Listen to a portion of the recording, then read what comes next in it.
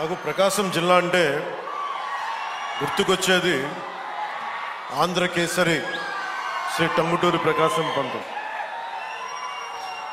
ధైర్యం లేని సమాజంలో ధైర్యాన్ని నూరిపోసినాం. సైమన్ కమిషన్కి ఆ రోజున ఎదురొడ్డి నిలిచి కాల్చుకోండి అని చొక్కా తీసి ఛాతీని చూపించిన ధైర్యవంతుడు, మొట్టమొదటి రాష్ట్ర తొలి ముఖ్యమంత్రి. వారికి అలాంటి నేల ఇది. ఈ నేల గురించి అనుకున్నప్పుడల్లా అపారమైన ఖనిజ వనరులు, బ్లాక్ గ్రానైట్, ఇలాంటి చోట్ల చాలా సందర్భాల్లో ముఖ్యంగా ఇక్కడున్న యువత, ఈరోజు నేను వచ్చిన సందర్భం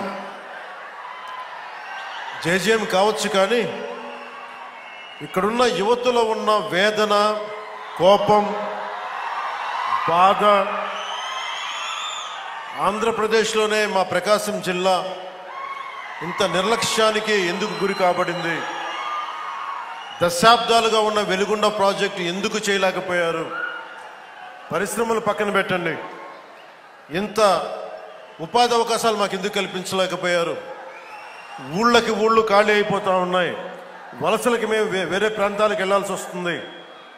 ఇలాంటి నేపథ్యంలో మీ ఆవేదన, మీ కష్టం, మీ బాధ బాగా అర్థం చేసుకున్నవాడిని.